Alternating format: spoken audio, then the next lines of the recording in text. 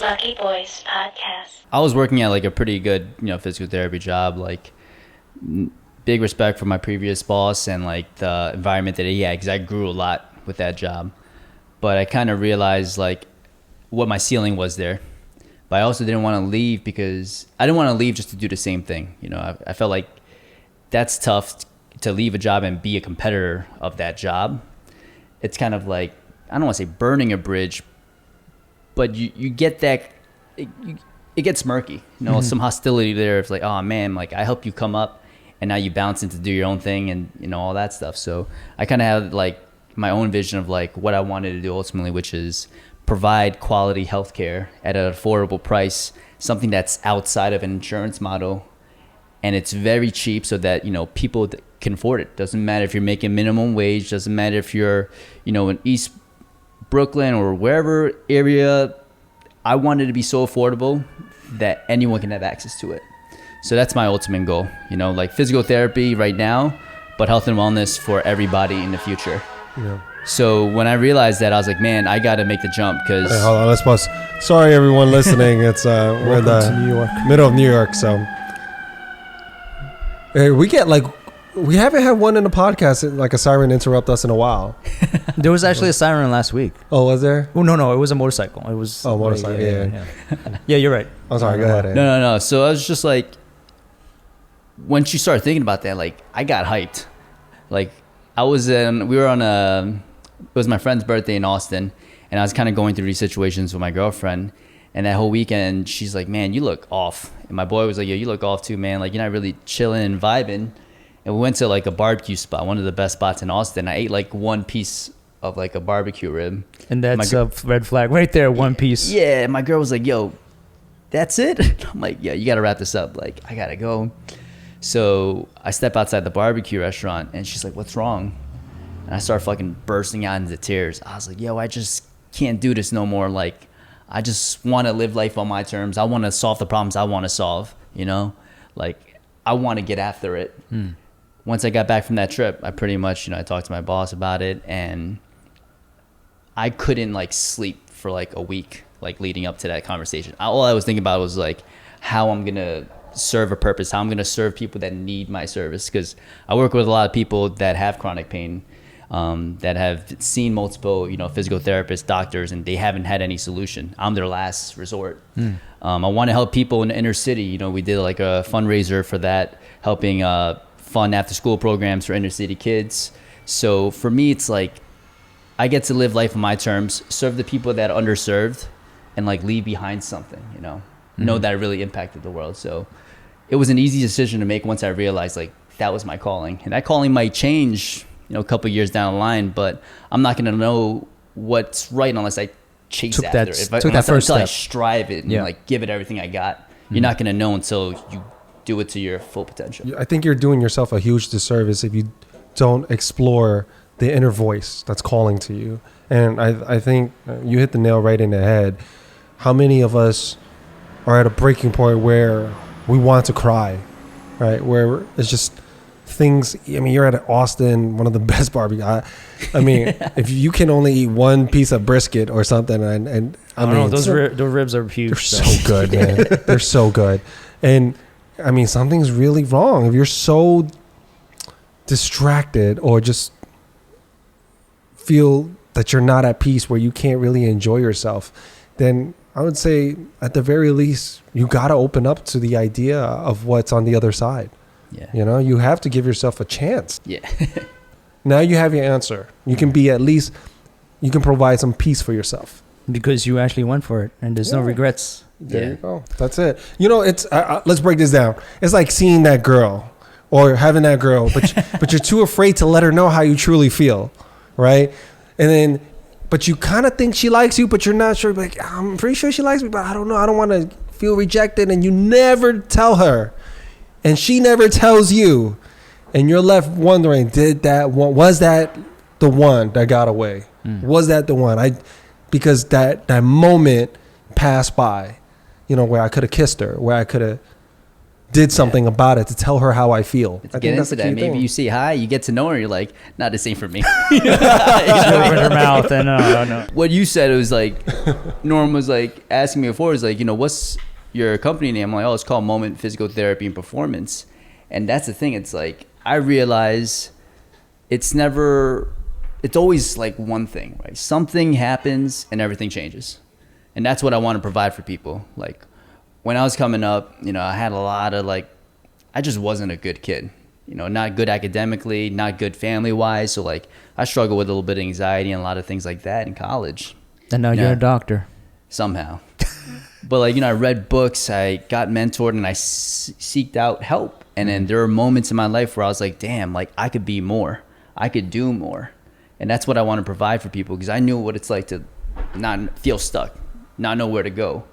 And that's who I see all the time, people that feel stuck, feel like they don't got an answer, that they're going to have to just live with the pain, because that's what people told them.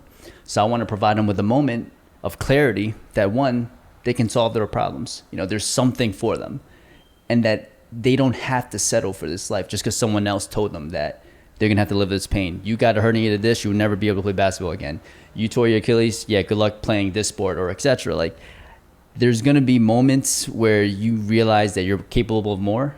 And that's the thought process behind names. I want to provide you with those moments. Right. Before we started the podcast, you guys were going to tell me a story. I guess I missed out on that. You shared a story with Norm. Norm's like, Will, you got to hear this story. Oh, I mean, actually, it ties into the moments. Yeah. You were talking about your brother, Wei, and then when he was younger, he did let something him for your tell, dad. let him. Yeah, I know. I'm just All right. I didn't hear the story for you. Those of you listen, I didn't hear the story I'm laying either. the groundwork. I'm not going to specifics. Yeah, because as you know, I always like to hear things for the first time on the podcast. Sometimes I hate it when the cameras aren't rolling this, and then you told me already, and then I don't want to be fake and say, let's say it again, so people in the podcast. I'm like, that would have been great for the podcast. I love hearing for the people. stories first. You do it? Yeah, you guys aren't the right accountability buddies for each other. Yeah. Hey, opposites attract. Yeah. No, so it kind of goes to give you some context, we always say why are we doing what we want to do? And one of the biggest things is we talked about providing for the family. So my girlfriend's family came to visit New York City for the first time, and we went out to dinner with my parents and my brothers and my sister-in-laws and my brother's kids. And it was a big dinner, and my dad thought he was going to pay, so he was balling out yo, order this or that. In my head, I was sweating a little bit, because I'm like, Dad, it's just going to be mad expensive. I should have told my dad I was going to pay for the dinner. So the bill comes out, and I'm and I grab it, and I, just walk to the front. If grew up Asian American, you fight for that bill. But I just kind of walked way to the front, bypass all that, just paid for it. You stiff-armed your dad on the side? My dad was that was the proudest moment of his life. But that shit, stuff like that feels really, really good. So I was like, man, that's part of the reason why I went on my own. I'm I want to be able to do this more often and be financially stable where I could do that more often. But after the dinner, at that time, when you have kids, you're always taking care of the kids, so you're not present with the conversation. So my brother was like, yeah, I felt kind of rude. Would love to come by your place so I can kick it with Christy's family. So him and Ada, my sister-in-law, came over, and we're just having drinks, having a great time, getting to know one another. My girlfriend's family, dad in particular, was first generation. So him and my brother were just kind of trading stories. And at this point, I haven't really gone out on my own yet. I was kind of in that transition. But one of the stories my brother had told me just had me dying. But it also just opened my eyes to the struggles that we face now versus the struggles that our parents face. So it was my brother, I think, was in third grade or fourth grade. My dad had lost his job due to some government issues and trying to figure out citizenship and all these other things. So my dad was unemployed for a little while. And then I think, all those things got sorted out, and he needed help finding a job. Tough part is my parents don't speak English. So my brother goes to the bodega on Prince Street, same bodega that's still there. The dude reads the newspaper, sees an opening for a chef. He circles it, remembers the number. He puts a quarter or uses the phone, and he calls it. The payphone. I think payphone, or I forgot what it is. Well, you got to put a quarter as a payphone. He did that, or he went home and called something. But he calls the restaurant and goes, hey, I want to apply for this job as a chef, blah, blah, blah. And the guy's like, oh, come in with your resume. And the two things in that story is it's a fourth grader calling to apply for this job. And then my brother was like, shit, I don't know what a resume is. So the dude runs to the library, looks up resume in like that library catalog, figures out what a resume is. He's, oh, this is what a resume is. So my brother writes one down on like loose leaf paper, probably like pen and paper resume.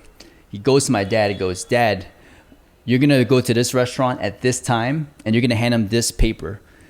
And my brother's like, please do your best so you can get this job. And I was just like, I was like shocked because I didn't know these stories. Like I knew my brother used to help my parents with like reading contracts and doing all this stuff. But I'm like, man, to like go help my dad find a job and you're in 3rd or 4th grade, like those are the struggles that like, you know, your parents kind of go through.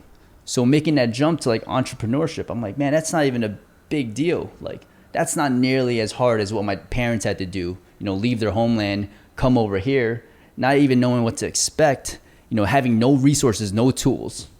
You're just trying to give your kid a better life moving to a new country. And I'm like, I'm worried about going out on my own. I have a safety net, like what we were talking about. I can always find another job. What's my parents going to do? Like try to figure out how to get back to China?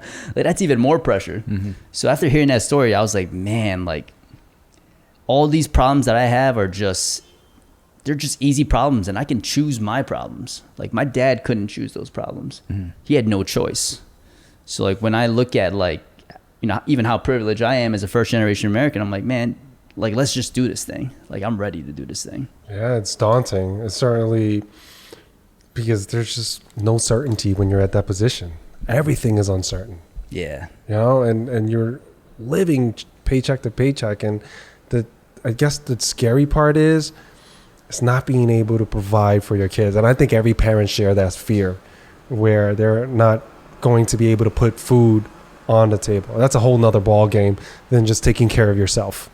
Right? That's a whole difference providing. And as a man, that is essentially what we feel obligated to do is to protect our family and provide for them. And when you can't do either, you just, you know, it's just a part of you that just feels incomplete, you know, and I have a strong admiration for immigrant families, not just Asians, but in general that are able to figure it out and create a better life. And that's all they're really trying to do is to create a better life for their children. That's it. They know that it's not going to change. They're just like, I just want you to have a better, I brought you into this world. I just want you to have a better life. And then we hope that we can get older and take care of them, reciprocate even half of what they did for us. You know, it's just one of those things that I wish there were better opportunities, or I figured it out earlier in my life where my parents were still young and I would be able to take care of them. I think that's one of the things that I'm so aware of is just time and how it's very slippery. And we just don't understand that sometimes. When I look up at my parents, sometimes I just can't believe, or I'm just watching. I don't know if this happens to you, where all of a sudden they just look super old. You're just like, what happened? What happened? How did you get old? You know? And on the other side, I look at my kids and I'm like, holy crap, when did you become like a real person? Yeah, they're growing up so fast. Yeah. I look at Nico and he's 3 months. But then I can clearly remember the day we were in the hospital. He was like this super tiny little thing. And now he's huge. He can't even fit in his like little carriage anymore. Yeah. My daughter just turned 7. And she's very fit, since we're talking about fitness, right? She's very into sports. She loves working out, always asks if she can go to the gym with me. So we had her do a HIIT program. And we just followed along the TV on the app, right? And this was the first time she did that, she had a tough time because it was her first time moving her body a certain way. And she just was confused about how to put her body. She was just all wrong, right? But she did get a workout. I was like, don't worry about getting it right. Just go through it and just pay attention. We did it again today. The last time we did that was maybe 2 weeks ago. And in between we did a bunch of little stuff, but I was so proud of her. She nailed every single one with ease. And I was just shocked how much more in shape she is than me. That's one. And two, how quickly she was able to adapt. And she didn't mind doing it at all. At all. I did. But it's different, right? Like, you're like, man, I got to get through this exercise. And she's probably like, this is like playtime. Yeah. So like that perception of it completely changes. Like Completely. you know, you play ball right now, you probably could play ball a lot longer than you could probably do burpees. Even though it might be kind of strenuous, you know, like, but it's fun, so you keep pushing it. But it's burpees, it's like, oh shit, like, Yeah, and you know what it is too. She's also aware that she's doing this for a reason. She's doing this workout because she knows that it's going to impact her game.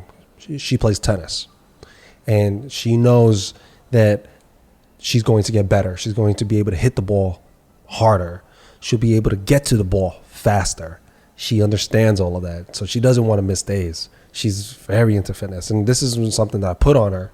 She just knows that it translates over. She just has this awareness, and I love that I don't have to really be one of those parents that tries to like push their kids in that direction. Like, I think that's one of the biggest struggles for a lot of parents that I talk to with their kids, that they have a hard time pushing their kids to do the work behind the scenes, because even adults don't like it. Let's keep it real, right? I don't. You know, I have a hard time doing that. But with her, she just understands the pain. Like, she wants to be one of the best, if not the best in the world. The best tennis player in the world. Yeah. She's already at that. Oh, that's my She's purpose. At that. She's at that. So she's watching Naomi Osaka, right? Mm-hmm. She's a huge fan. And she goes, do you think I could meet her one day? And I was like, yeah. She was like, oh, she goes, that would be so cool. And then she goes, do you think I'll be good enough to play with her one day on the same tennis court? I was like, what do you think? She goes, yeah. I was like, all right, but we're gonna have to work hard. You're gonna, if you decide you want to do that, then yeah, you will be playing against her one day. Maybe you guys, you know, hit it off and, you know, hang out and stuff. I don't know, but just work hard, and that's all I said. I didn't say anything else. She's a kid. I just, you know, let's go to the gym. Yeah. Then every time I go to the gym, she sees me putting on my sneakers. Daddy, can I come with you? And I was just like, I had this whole dilemma. I'm just like, man, I'm gonna have half a workout because of. And I'm just thinking about my girl. I'm like, nah, it's my job, you know, to provide. Like, at least I don't have to push her. And when she's at the gym, I'm telling you, she wants to go. Yeah. It's always me that says, all right, time to go home. She's like, Daddy, just a little bit more. I'm like, no. Daddy says go home. Like, I'm done. Even on the tennis courts, we're at the tennis courts. I'm so hungry. I'm tired, you know. And she's just like, Daddy, how am I ever going to get better and be better than them if they're spending more time on the tennis courts than me? I'm just like, oh my gosh. Wow, that awareness is amazing. That's crazy. Because she watched the documentary. Oh, the Naomi Osaka documentary. Yeah, and I think somewhere she mentioned where she used to spend like 8 hours on the court. On the court, yeah. She said that during one of the monologues, right, or the narrating parts where they were showing clips of her as a child. Yeah. And so my daughter goes, do I need to spend that much time in order to be better than her? I was like, well, you're going to have to invest some time, honey. Like, you know, so she goes, all right, then let's do 9 hours. I was like, do you understand what 9 hours mean? Hours? Like, Daddy has to work and you have to go to school, you know? So when we're there, she goes, she's always asking me, how many hours are we here now? I'm like, 2, and we're going home. And she's just like, no, come on, let's go, come on. She's super intense about it, you know, but she has a lot of fun too. That's a key thing. We have a lot of fun when we're there. Like, even though she's sweating, she's running back and forth. We're either doing drills or practicing forehand, backhand, and all these different stuff. And she's having a lot of fun doing it. I mean, she's sweating, but she's aware of her progress. And then when we start playing against each other, and she's actually beating me on some points. Oh. Yeah, and I'm just like, she laughs. She loves it. She gets a thrill out of it. Just like when it goes back to what I was saying when I was playing basketball. If I get a block from someone, if I dunk on someone, or if I cross someone over, it feels good. Mm-hmm. With her, when she just hits the right ball and she sets me up, and then she hits a cross court and I just can't keep up. She hits it at an angle where I can't get it. Mm-hmm. She just gets the thrill, like, oh my gosh, I'm getting better. I'm getting better. Just got to keep fostering that, you know what I mean? Like, that's the thing. It's like, I always now think of like, man, I should just try to be a kid again. Like, no fear. Yeah. Anything's possible. Let's just try. Dude, I'm so proud of her. Just do it. I'm proud of both my daughters. There's things that they do, and I'm just going, wow, when did I lose that? Because I want that. You know, I want this. Like, no fear? There's no fear. There's curiosity. They know what they want. They're not unsure about it. Like, if they, like my other daughter, she doesn't want to do it, she'll work out and go, I'm done. I don't need all that. She knows herself and she's fine with that. And I love that. She tried. She goes, all right. And she's like, all right, this one's boring. I'm going to sit this workout out. And then she sees another one that looks fun. She'll jump back in the workout.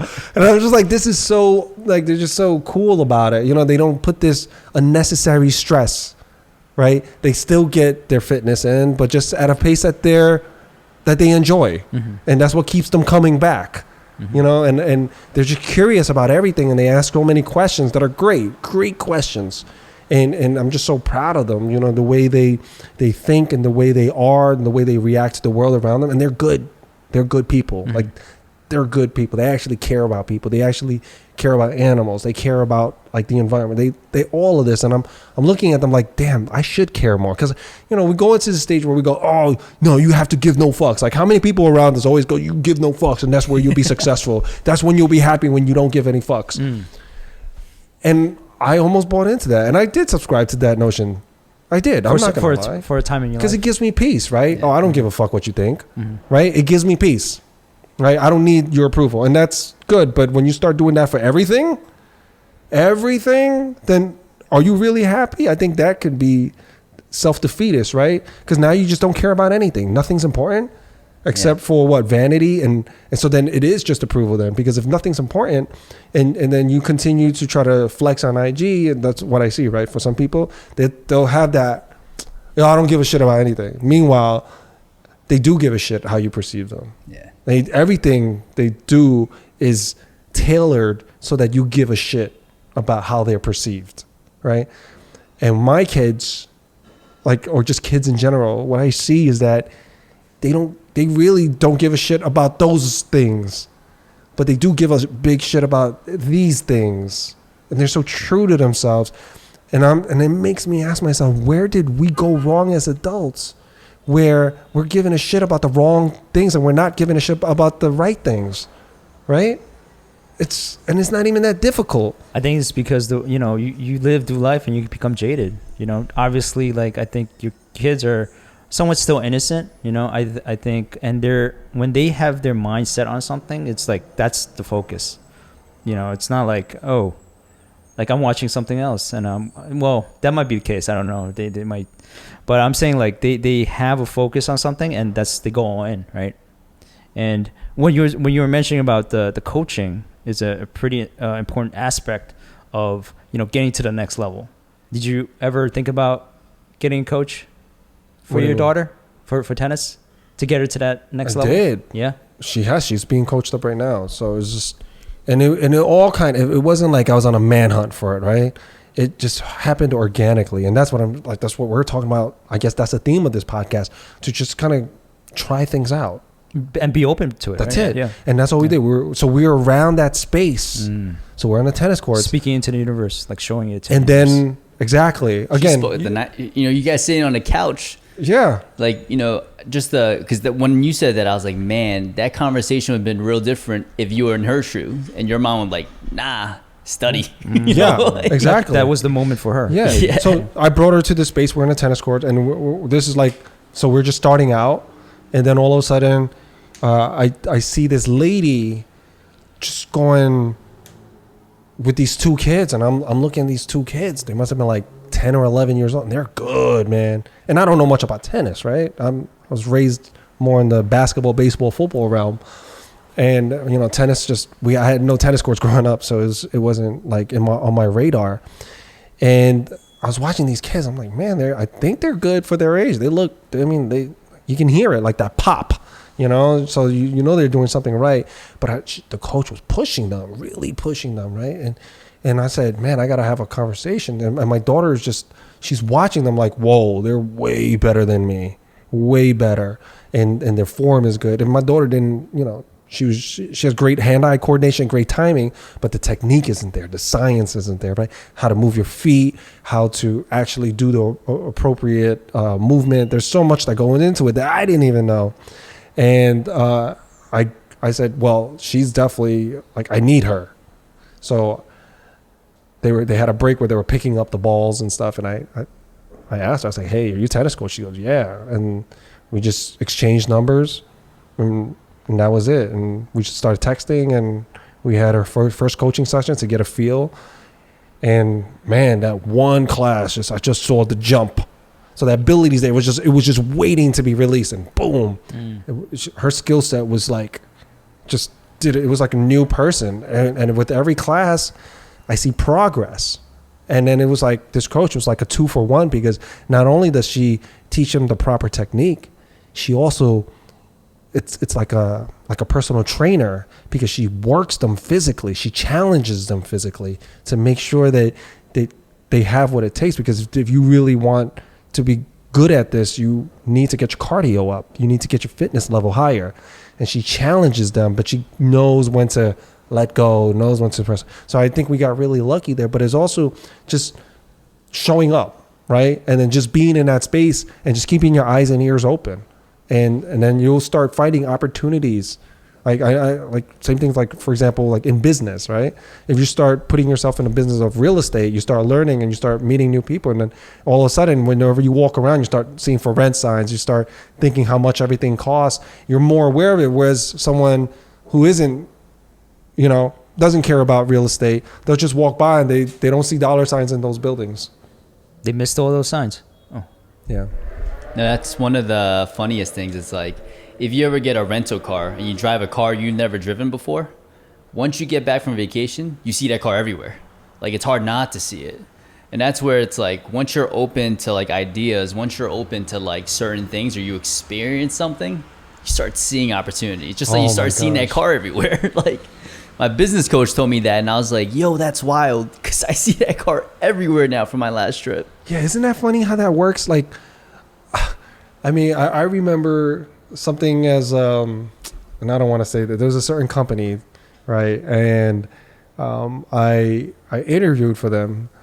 This was like after college, right? I interviewed for them, and after I interviewed for them, I noticed their company logo everywhere in movies, documentaries, or on my way to the airport, walking to my mom's house, walking to meet up with my friends. It was like following me. Yeah. And before that, I was oblivious to it. It was just a decoration in the background that I just didn't even know was there. So I was thinking to myself, like, this is crazy. Like, this is everywhere, and I just wasn't aware of it, or never paid attention or cared to, until I interviewed for that company. I see it everywhere now. And it's just one of those things, like, yeah, just being in your radars. And it makes me ask the question to myself, what else is right in front of my face? What opportunities are just right there that I'm just not seeing? That's the thing. That's where I'm at right now, right? Where I'm just trying to figure out what's right in front of me that I'm going to wish I saw earlier. And that's what makes it so exciting. Is like, once you have one of those realizations, you're like, damn, the sky's the limit. Like, I can really start to, I'm not sure if you guys ever read The Alchemist. Yes. Good book. Love that book, because it starts to talk about how, like, when you truly believe in something or want something, speak into existence, the whole world works to help you get there. Yeah. And you're just those people that, work really hard and they speak things into existence. And you're always going to be like, man, that person got lucky. But it's almost like, when you see people do good and really want to serve a purpose, you almost want to like be a part of that. So like you're kind of creating this community where it's like people want to partake in it. People, branding wise, like they want to be, everyone always wants to belong to something. So I give you a cool like example. Like, you guys ever heard of the Couch to 5K program? No. So this guy basically wrote a program, and I think it goes over 6 weeks. You go from the couch to eventually running a 5K in 6 weeks. And he has like 3 workouts a week, and it's like starts with a run 2 minutes, walk 4 minutes for a allotted period of time. But there's a whole community around that. People starting Couch to 5K, and there's this one day, I think it's the 4th week and the 2nd day, where you run for 25 minutes straight, and that's a big deal. But creating a community around it, seeing these things and like being immersed with it, it's like, damn, it's possible. Like, I love that now. It's like when you start to see things and like experience things now, and you notice what your limitations were in the past, you're seeing things with fresh views, I was like, how stupid is this question? When they would ask me, know what you don't know. Like, what kind of question is that? When I heard it as a kid, I forgot who said it. I think it was like a guidance counselor in high school. And I was sitting down and he said, Will, you have to know what you don't know. Or was it a coach? I forgot. And I was just like, what the fuck are you talking about? Know what you don't know. I guess I was too young to really understand. Like, I don't know. How do I know what I don't know? Like, what are you talking about? But as I got older, I started going, oh, okay. And I think it boils down to asking yourself the right questions. I think that's it. I think asking yourself the right questions so that you can better understand what you want and what you want to accomplish, or what are you missing, right? Or do you even really want something, or just discovering your why? Just have enough questions where you can identify your why so that you can manage your own expectations on how you want to proceed. To me, that was just one of the biggest things that, and it's weird because like as a kid, I just wasn't aware of any of this until I got older, and I just became more self-aware or more introspective, and I wanted answers.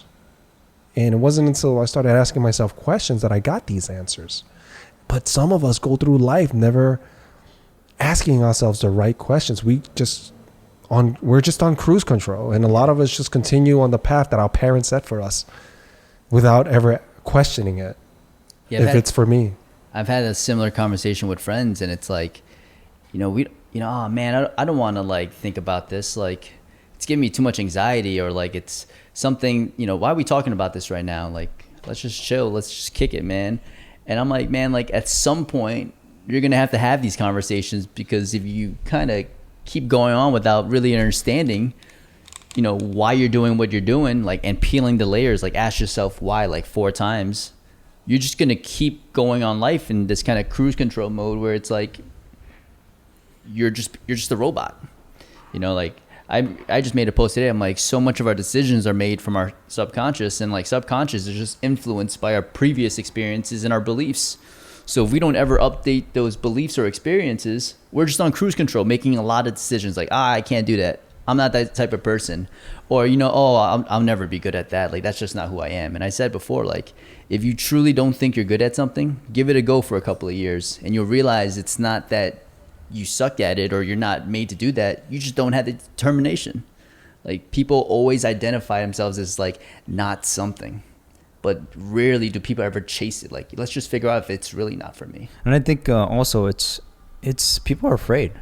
People are afraid to ask the question why, or even answer it, because once they kind of think about it, it's sort of like, I don't have the answer, And if you don't have the answer, it's like, you really, what's the point? Like, what is your life about? And then you're questioning everything in your life and what you're doing. This quote came in to me in email, which is weird. It came into our email inbox.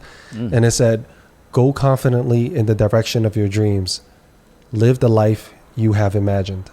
And I think that the questions really were, brought up or exposed during, this time where people are just like, at home, kind of dealing with life. But then, the distractions are gone, and now they have to really deal with life.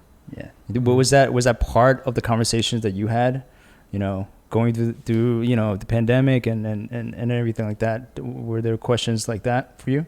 Nah, I've always been pretty like introspective kid. So like I've always thought about like my actions, but this is just like a deeper layer now of like, man, I didn't realize I had these beliefs or experiences that shape all the decisions I'm making. But, making this jump was like, physical therapy is like the first time in my life that I didn't have a side hustle. And like working these past 2 years, I was like, man, like I want to do something else that could put a little bit more in my pocket.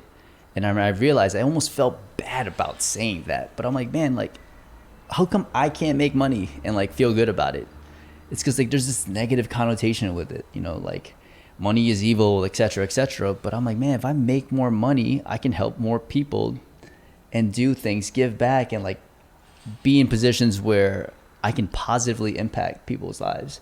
Like a client that I work with, he just had a huge party at a pier. He rented out the whole pier. And it was free of charge, 5 food trucks serving, top shelf alcohol, all that stuff, raffling off stuff to like frontline workers, because that's what he does. He stabs frontline workers. He raffled off a BMW. And then after the night was like over, he came up to me and said, Andy, that felt so good, man. Like, I just love the fact that like I was able to like give a space where healthcare providers feel appreciated and like change people's lives. He's like, I'm going to do this every year. And I'm like, that's what's up. So when you start to realize it's like money isn't evil, like it's good to make money. It's good to give away money. And like, you shouldn't feel bad about like making decisions based on certain financial things. Yeah. You shouldn't feel bad about making money. You shouldn't feel bad about being happy. And you shouldn't be mad at making decisions for yourself that'll improve your own lifestyle or mental health. I think we need to begin choosing ourselves first without feeling guilt. I always felt bad as a kid if I said no to someone. I didn't know how powerful no was. It's okay to say no to these people and yes to me. Because every time I said yes to them, I was saying no to me. And I'm watching everybody around me get better, and I'm blaming them for not lifting me up. And I'm going, wait, that's not their fault. I'm responsible for myself. And if I choosing to help this person out and they're choosing not to help me back out or reciprocate the energy, then I have a choice. Do I want to continue being friends and be okay with that? Or do I want to say, you know what? Maybe this isn't the friendship I thought it was. Maybe I could take a step back and focus on myself, and maybe I'll find other friends that'll care about me as much as I care about them, right? And again, this is asking the right questions. So I ask myself these questions. Is everyone like this? Is this something that I'm doing wrong? Or is this something that they're doing wrong? And it boiled down to me doing something wrong because I didn't draw boundaries. It was, yes, you will. You want to do that? Yes. Okay. Yeah. And I was giving these yeses out for free without knowing my own worth. And it became so easy because I was cheap, making myself cheap because I was always available. Right. So therefore they can't appreciate you because you're always available. You're going to be down anyway. Right. Whereas if you start sharing some no's, they go, oh shit, his time is valuable. It's limited. Oh, hey, they'll start giving more effort because they know they have to work more for your yeses. Versus before it was for free. And when things are free, what do? Naturally, every human, you take it for granted. Yeah. So they're not evil people. It's just that I set it up wrong. I didn't draw boundaries. And since it was free, they just thought it was, it's free. Why should I put value to it? And then when I started changing it up, the dangerous part was I really enjoyed my own company where I just didn't always need to be with you. I didn't always want to hang out in large groups anymore. I was actually really happy just, for example, even going out to dinner, having a glass of wine by myself and a steak and just chilling. I'm like, this is kind of cool. It was weird, but it was kind of cool. And then I was like, oh, let me try to do this by myself. Let me try to go on a trip by myself. Let me try to do a little road trip by myself. Let me do this. Oh, I like this. Is kind of fun. You know what? Let me try this on my own. And I started liking my own company. And then now when my other friends would join in, I wouldn't be so eager to please anymore because I like myself enough to just be okay with myself. And I didn't need you to be okay with me anymore. But I also enjoyed your company, which is great. And it made me cherish it more, and it made you cherish me more. Now I'm at a healthier place for all of us. And it was just a matter of holding myself accountable instead of blaming other people. Oh, you ain't riding with me. You ain't loyal. You do. And it's not even that. It's not even that deep. Like, it's just, you got to choose yourself first to take care of yourself and then let everything else, let the chips fall in place. Because people aren't out, for the most part, people aren't out to backstab you. People aren't out to betray you or look for things to do against you, unless you're, like on some Squid Game shit where, it's either you or him. Then yeah, of course, everyone's going to choose self-preservation. I get it. But if you're not in a situation like that, they're not looking to get you for the most part, unless that guy's crazy. or girl. But I mean, I come to that conclusion, and I wish I did earlier, because it would have been so much better for me now, right? So there's one of those things where I say, and there's no regrets, but there's one of those things where I say, like, what my 65-year-old version wish I would have done now. So it's like what my version like of now wished my 20-year-old would be if I had that awareness. But then again, I can't blame myself. The reason I say no regrets, not because it's a saying or that's unhealthy, whatever. It's true, because at 20, I didn't have that knowledge yet. It's just, for whatever reason, I didn't have that awareness. It had a specific time. Yeah, it happened when it needed to happen. Yeah. Right. It's like, you go through life and you get those moments. You get one moment where you realize, like, I'm going to bawl my eyes out. I'm going to start my own business, right? Yeah. And, I had moments like that too as well, like realizing, like, I want to be financially free, but how do I get there? All these things, but, made me realize, like, finding the bigger purpose. Like, why do I want to be financially free? Is because I want to take care of my family. I want to be able to, when my son grows up to be 14, 15, I want to take him to his baseball games or whatever sports he wants to play. I want to be there cheering him on. I don't want to be like stuck in the office, and not be able to experience life, when I see so many things happening when life, is short, with the pandemic happening, with your parents, they're getting older. I don't want to be in that similar situation. So I'm looking at ways to get myself, out of the rat race. You hear that, people? Donate to the Patreon so Norm can get out the rat race. That's how we get our income.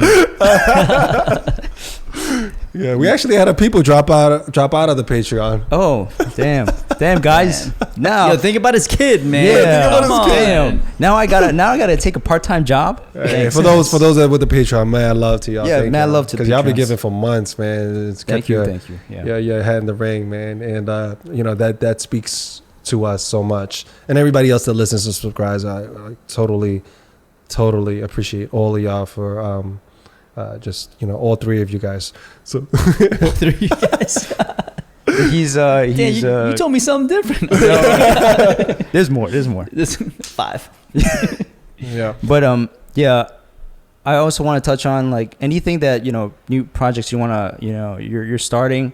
I know that you're also creating content for your fitness and your healthcare business as well. Ultimately, like right now, I just create as much content as I can, right? Whenever I work with a client in the clinic and they deal with an issue, I make content out of it because maybe it might help somebody. So that's kind of my whole thing, is like, share your knowledge. Yeah, share the knowledge, share what I'm doing in the clinic, and post things. Like, I just try to be authentic, man. Like, social media, it's so easy to like just share your highlights. Like, I straight up tell people, like, man, I see someone like every 2 to 3 weeks. That stumps me. Like, I don't know what to do.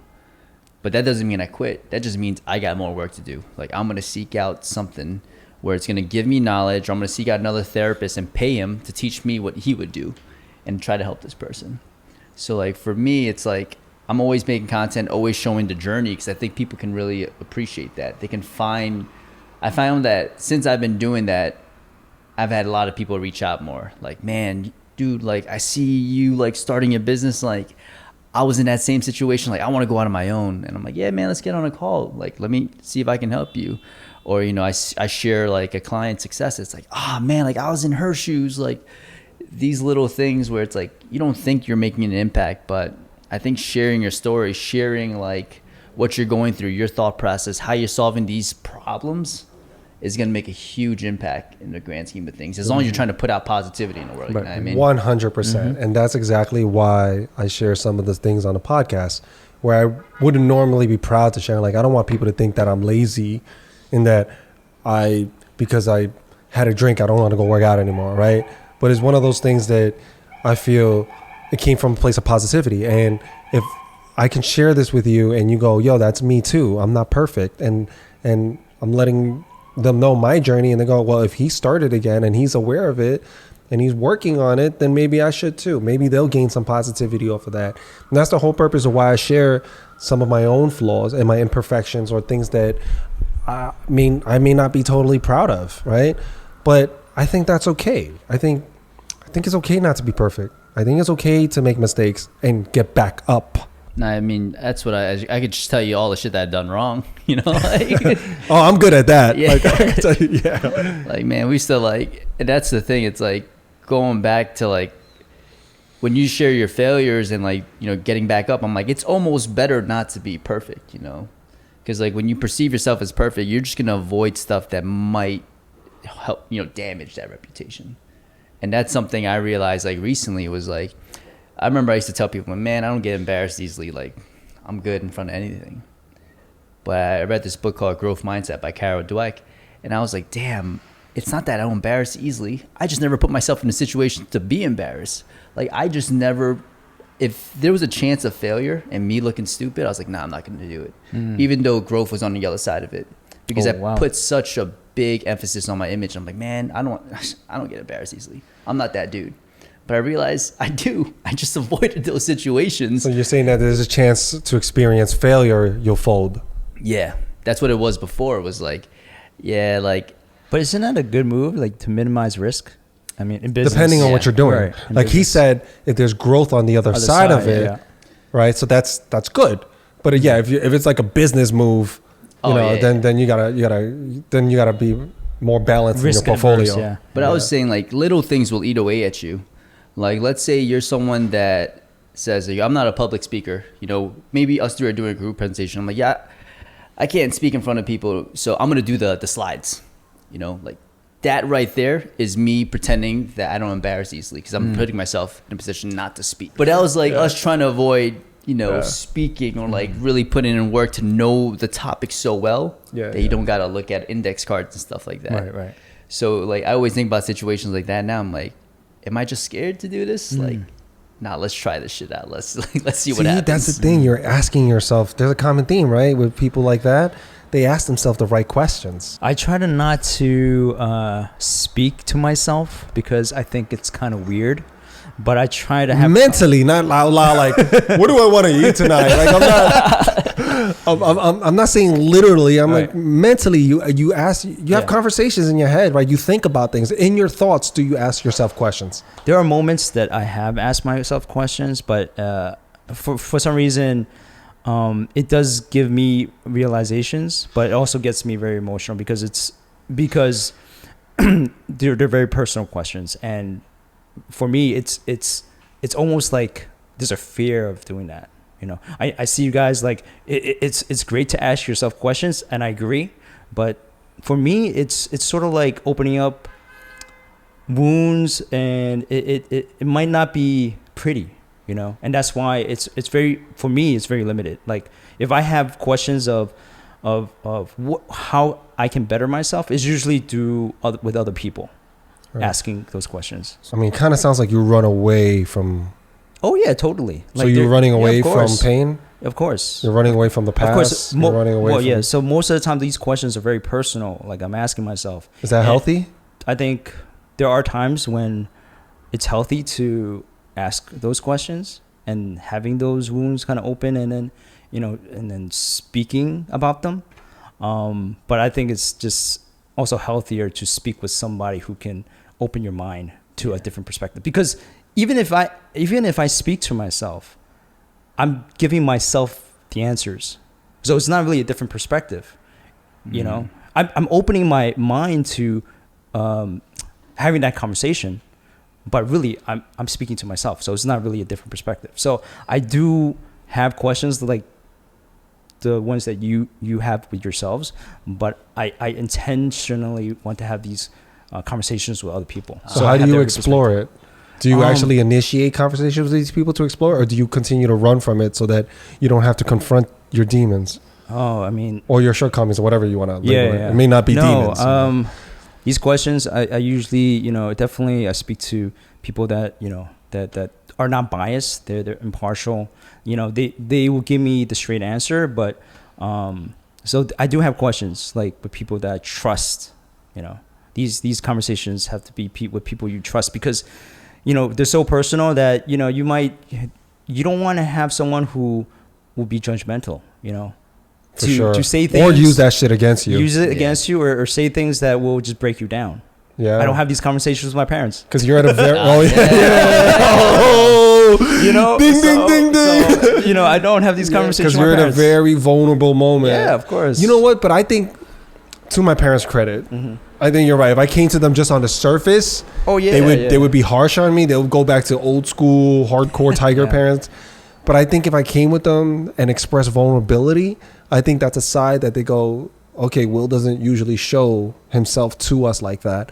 I think they'll be more sensitive and empathetic to what I'm currently sharing. And I don't know if that's a lot of other parents too. They're not used to seeing their kid vulnerable. Would they have a more empathetic approach instead of looking at you like just fuck it, truck through it? Will they actually listen to you before they try to advise you? Right. Yeah. And just try to, maybe they don't have the answer. Maybe they'll just stay with you and just tell you it'll get better. Maybe they'll just comfort you. Right. Yeah. Yeah. I feel like I don't know. I feel like my mom and dad would do that. I don't know. That shit changes though. Like Asian parents once like you get to that point, like after college, I feel like, you're away from home. Like, damn, they get mad sentimental. Like my dad's like, yo, hug me, man. I miss you. I'm like, whoa, I'm like, really? damn, Affection from I was Asian like, parents? For real?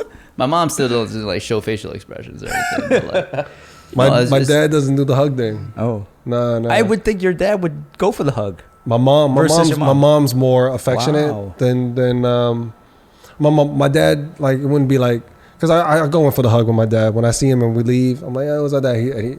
It's the one hand, like, yeah. Good game. Yeah. You know, one of those. But he will tell me like he would call me like, there's other things other ways that I see it, other ways that I get those hugs. You know, it may not be physical squeeze, but like he'll call me, hey, like if we didn't talk for a week or two, hey, how's everything? You good? How's the kids? Yeah. How's this and that? Oh, great. And we'll just chit chat about little things, and then at the end he might go, all right, you take care, son. Boom. You know, and that to me, I hear I love you. yeah. You know, in between all of that, I hear I love you, and I feel the hug. Like I feel it, and to me, that's good, and it means a lot to me. And then when I see my dad, I mean, he's not scared of doing it. It's just, I just don't think that's in him. Maybe he's not used to it. Yeah, it's just like the way he was raised is different. But I mean, I've heard he has said I love you before, but it's not like every day. It's not like with my kids, I give them I love you bombs like all the time. I love you. Yeah, you're going to school. I love you. Oh, daddy's leaving the house. I love you. You know, you're going to bed. I love you. Oh, good morning. I love you. Like I give it to them all the time. Yeah. My dad is different. He's very selective with it. You know, I hear it there. Does it mean more there. when it's like selective like that? No, I don't, Brad. I'm just because it always means a lot. Even when he says take care, I understand what it means when he says take care. You know, so when I hear, because I already feel it. I feel it. So it doesn't mean when he actually says it, because it's just words, right? It's just words. It's like, what's the meaning behind these words? He could say take care, and it really means I love you. Yeah. Right. So I hear it already when he says take care. When he says how you doing. You know, I hear it. Oh, I love you. Oh, how you doing? Oh, in my head, it means the energy I feel is, I love you. I want to make sure you're good. I don't need you to actually say these words in order for me to just feel secure about our relationship. I understand where we're at, you know? So, it's deeper than that. You know, I'm a grown man. Like, I get it. I don't need that reassurance at this age. No, for you know, sure. maybe as a kid it would have been nice. Just once. Yeah. No, that's like reading between the lines. Like when your boys are like, "Yo, man, this is kind of crazy, dude. You sure you want to do this?" Yeah. That's reading between the lines. Like, man, like you understand where we both came from, and you're scared that I'm making this jump. That's gonna be risky. You're watching out for me, and for me, that's how I perceive it now. It's like it used to be like, man, you just don't think I'm capable, do you? But it's more so like, I know where we come from, and people where we come from don't do stuff like that. It's kind of crazy. They're projecting their fear and their doubt on you. Yeah. They're just, and I agree with you. I think they're looking inwardly, because I think when I heard my friend say that, my initial reflex was, fuck, yo, you hating? You know what I mean? Like, why aren't you supporting me? And, but I get it. I think, you know, as a time to think about it and get out my feelings, you really thinking of my interests, and you're going, if I did this, I would be really unsure about it. That's what it really is. You're projecting your own thoughts on how you would feel if you did it, and you're just looking out for me in that sense. And I get it, but you're not looking out for me when you say things like that. You know, I think make me aware of this, but also reassure me like, yo, you got my back. Yeah. You know, I think that's the way to move with that. If it doesn't work out, you got a place to crash. Yeah, man. See, that's beautiful. You know what I'm That's saying? beautiful. In one of my properties. In one of my Oh properties. damn. Yeah. Let's get it, Norm. Norm's after it. Hey, you could take tips from his brother. Yo, yeah, your bro is killing it in the game. Some man, like I don't.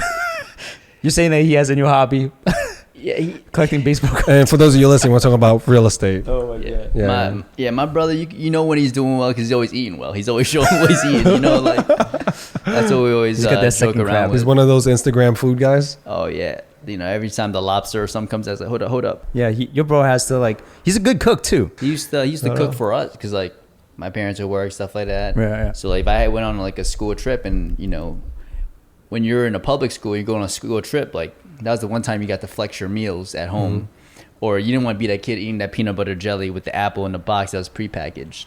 So he would pack lunches for you? Yeah, Wade would make some random like things for me that like I don't even know what it was. It wouldn't be bad, but like I just didn't want to show up with that prepackaged peanut butter jelly because I wanted to flex. Everyone had like Lunchables or something that So day. and he I'm made like, you lobster? it would be like just like an egg sandwich or something like that, you know, like something simple. He's done that for me like once or twice when I was a kid, but it's just like, you know, it's just funny to grow up like that where it's like certain parents would be like, yeah, they cook their kids like a nice meal or they buy them a nice thing, and it was my brother doing that because my dad was working. That's what I mean. Like when we're talking about earlier, sometimes the oldest kid have to be the second or third parent. They have to step in because the parents are out working like 80 hours a week, you know, just to make ends meet. And you end up having to raise each other, and they're put in a predicament they don't want to. And it sounds like your brother's amazing. Like I didn't know what he was as a brother, but I can tell you that's not the norm. You know, brothers don't cook Always make lunches. like that. for their Like kid I hear the brothers. other stories where they get bullied and taken advantage of, or Definitely or- all that stuff. That too. You know, In I addition to him making I was lunches for like, you. man, this You guy gotta get the full sounds like an experience. angel. Oh, Okay, so okay. you got the full yeah, I experience. still get bullied today. Yeah. That's amazing. So you're much older now, and then your way still bullies you. No, of course. Yeah, that's how it is. Like, it's just banter, you know, like with you and your brothers, like, you know, it's me, Wei, and Zen, and like, it's just always banter going on. It's family. But it's yeah. always like, it's cool to like, no matter where you're at, like someone can kind of put you in your place. That's kind of nice, you know? Now, can I ask, do you guys ever compete with one another, like, for your parents' love? Nah. To see who's more successful, to see who's more, like, do you guys try to make each other jealous? You know? Nah. I think the biggest thing was like, we just keep each other in check. It's like, yo, you know, I was okay in elementary school. Junior high school is maybe like I don't know, maybe like 78 average, 80 average. In high school, somehow I got into Brooklyn Tech. I failed like gym class, failed trigonometry, was like a 75 average graduating.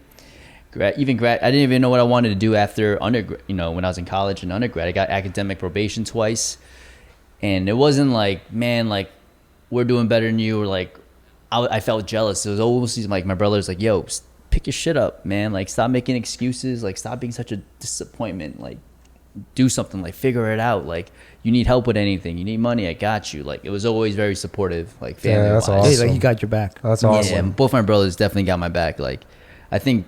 Is that something that your parents taught you guys, or did they try to make? Because I've seen the other way, where when they raise the kids, and it's very common. I'm sure if any Asian households are listening to this, like your parents make you compete with them. Oh, look at your sister, or look at your brother. They compare each other. Yeah. Like, how come you can't do that like your brother did? They got all A's. Yeah. How come you got to get? I think we were always like average. You know? Like, Oh, so we were- everyone's average. So everybody- So it's like, yeah, there's no one to compare to. The crazy part is that, like, I hope my cousins aren't listening, but like, we got compared to our cousins Yes, a lot. I mean, it's Okay. very popular okay. because So, like- the parents would try to brag about their kids. Yeah. And, you know. But for me, it's like, I grew, like, you know, all those circumstances, it's the complete opposite of like what my girlfriend's at. And then we both ended up in the same physical therapy school, both ended up doing this, you know, company together. But it's like she was like 101 average or something, doing dance, tennis, all these extracurriculars. I was in Flushing, gambling at Quickly's, drinking bubble tea, shooting pool at night, internet cafe, playing Dota 5-on-5 till 4 a.m. And, you know, coming home like super, super late. So it's like, I almost like, me and my girl always talk about this, like, what's your parenting style? Like, man, let my kid do whatever the fuck he wants to do. He's going to figure it out. And I'm going to kind of do what my brothers did, like always make sure that I wasn't going too far on that end, you know? Like I did bad things, maybe smoke some weed, but I never like went past that. I never did anything that was truly going to sabotage my life. And it's always that kind of exploring, failing on your own, seeing what you did, that now, you know, kids are going to college doing wild shit. Yeah, a lot of kids are doing things that are detrimental to their health now. Like starting from high school, forget about college. I hear these horror stories, man, and a lot of kids overdose, or they fall into like a just deep, dark depression because of the chemical imbalance. When you take certain drugs, it gets you at a really big high, but you never get the high again. You continue to chase it, and your mind, your brain isn't even fully matured yet as a teenager. I think it's just the age we live in right now. It's like, it's got to be instant gratification, right? It's like no one wants to do something and chip away at it. My mentor wrote this book called Killing Comfort. He's like, just do something that's going to suck, but you know you're going to be in a better position, and do it for the next 5 years. It was like one part of the book. I'm like, 5 years? I'm like, this that's a long time. Crazy. Yeah. I mean, but I realized that's what it takes, right? Like if your daughter wants to be good at tennis, she's going to have to put her head in the game and play tennis like that for years. Before you can be even ranked. Yeah. Right? Like that's why I started like jujitsu. I was like, man, I want to be a complete student again. And I just want to know that I'm not going to be good at this sport for another 10 years, and I'm still going to show up every single day. Like it's something that you do, and it's like, it humbles you. And it makes you realize that like if I do jujitsu 6:30 in the morning on Tuesdays and Thursdays, which I normally do, everything else is super easy for the rest of the day. You know, I'm waking up early to get choked out. Like no one else is doing that. And then the rest of the day, being an entrepreneur and like navigating a lot of uncertainties, like you realize that you've put yourself in this situation already, maybe artificially, by forcing yourself to show up somewhere and do something for the next couple of years, even though you're not going to get better at it. It kind of gives you like a mental edge. And like, that's kind of what I was looking for. Like I want to put myself in uncomfortable situations where I can learn a skill that's going to be very useful, but it also like, it's going to change my discipline and my ability to think under, my ability to kind of think under high pressure situations. Because that's all jiu-jitsu is, like problem solving while someone's trying to kill you. So Andy, thank you for, taking the time to share your journey with us. Is there anything that you're working on right now that you want to let the audience know? No, I started my practice a month ago. It's doing really well. We're launching online programs. So our practice is called Moment Physical Therapy and Performance. We've launched online programs that are going to be geared towards kettlebell training. And there's a couple other things in the works, but you can follow the journey. And I'm always going to be sharing kind of everything we talked about, right?